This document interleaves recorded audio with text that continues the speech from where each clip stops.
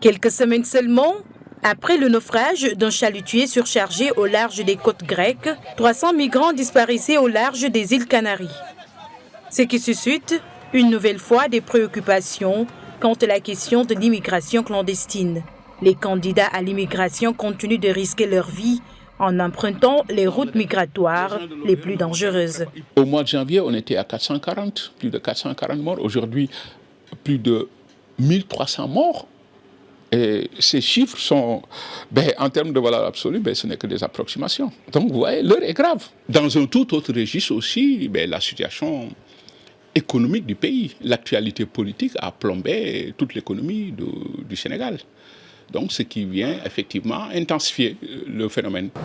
L'intensification des flux migratoires a des conséquences significatives, malgré les diverses campagnes de sensibilisation qui ont été menées pour endiguer la situation.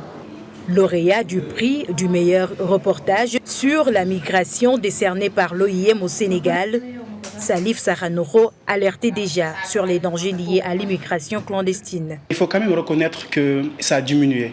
Parce que quand on regarde vers les années 2005-2006, il y avait plus de flux migratoires que maintenant. Il y a eu des sensibilisations, ça doit continuer parce que c'est un phénomène qui n'est pas facile. Les causes sont toujours là. Donc ce qui a lieu de faire, c'est déjà s'attaquer aux causes, parce que le plus souvent, c'est des causes économiques. Il faut d'abord régler ça à la base. Il faut aussi renforcer les gardes, les surveillances au niveau des gardes-côtes.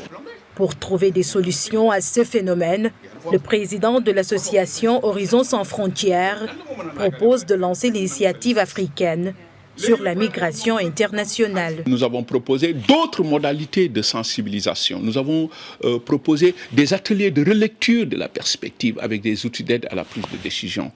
Aujourd'hui, il faudrait créer ce déclic-là chez les jeunes, cette révolution socio-culturelle, cette révolution épistémologique, en fin de compte, pour qu'ils puissent comprendre que leur avenir est ici et non en Méditerranée.